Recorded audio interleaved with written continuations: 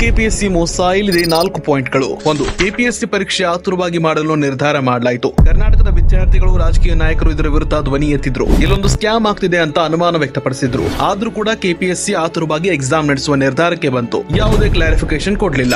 Number 2. KPSC ಪ್ರಶ್ನೆ ಪತ್ರಿಕೆ 2 ಭಾಷೆಯಲ್ಲಿದೆ. ಒಂದು ಇಂಗ್ಲಿಷ್, ಇನ್ನೊಂದು ಕನ್ನಡ. ಆದ್ರೆ ಆರೋಪ ಏನಿದೆ ಅಂದ್ರೆ ಕನ್ನಡದಲ್ಲಿ ಬೇಕಂತಲೇ ತಪ್ಪಾದ ಅನುವಾದ ಮಾಡಿದ್ದಾರೆ. ವಿದ್ಯಾರ್ಥಿಗಳು ಇದು ಗೂಗಲ್ ಟ್ರಾನ್ಸ್ಲೇಟ್ ಅಥವಾ ಎಐ ಮೂಲಕ ಟ್ರಾನ್ಸ್ಲೇಟ್ ಮಾಡಿದ್ದಾರೆ ಅಂತ ಆರೋಪ ಕೇಳಿ ಬಂದ ತಕ್ಷಣ ಕೆಪಿಎಸ್ಸಿ ಅದಕ್ಕೆ ಉತ್ತರ ಕೊಟ್ಟು ಹಾಗೇನೂ ಆಗಿಲ್ಲ ಅಂತ ಹೇಳ್ತಿದ್ದಾರೆ. ಆದ್ರೆ ಪೇಪರ್ ನೋಡಿದ್ರೆ ಕನ್ನಡದಲ್ಲಿ ಸಾಕಷ್ಟು ಲೋಪಗಳು ಕಂಡು ಬಂದಿವೆ. ಉದಾಹರಣೆಗೆ ಇಂಗ್ಲಿಷ್ ನಲ್ಲಿ ಇಂಪೋರ್ಟ್ ಅಂದ್ರೆ ಆಮದು ಅಂತ ಹಾಕಿದ್ರೆ ಕನ್ನಡದಲ್ಲಿ ರಫ್ತು ಗಮ್ಯ ಅಥವಾ ಎಕ್ಸ್ಪೋರ್ಟ್ ಅಂತ ಇದೆ. ಇದು ಯಾವ ರೀತಿಯ ಭಾಷಾಂತರ ಅಂತ ಜನ ಪ್ರಶ್ನೆ ಮಾಡ್ತಿದ್ದಾರೆ. ಇನ್ನೊಂದು ಉದಾಹರಣೆ ನೋಡಿ. ಕುರಿಗಳ ಅಕಸ್ಮಾತ್ ಸಾವಿಗೆ ಪರಿಹಾರ ಅಂತ ಹೇಳೋದು ಬಿಟ್ಟು ಇಂಗ್ಲಿಷ್ ನ ಆಕ್ಸಿಡೆಂಟಲ್ ಅನ್ನೋ ಪದಕ್ಕೆ ಕನ್ನಡದಲ್ಲಿ ಅಪಘಾತ ಅಂತ ಹಾಕಿದ್ದಾರೆ. ಇದು ವಾಹನಗಳಿಂದ ಆದ ಅಪಘಾತ ಅನ್ನೋ ರೀತಿಯಲ್ಲಿ ಅರ್ಥ ಬರ್ತಿದೆ. ಆದ್ರೆ ಇಂಗ್ಲಿಷ್ ನ ಆಕ್ಸಿಡೆಂಟಲ್ ಅನುವಾದ ಮಾಡಿದ್ರೆ ಆಕಸ್ಮಿಕ ಅನ್ನೋ ಅರ್ಥ ಬರುತ್ತೆ.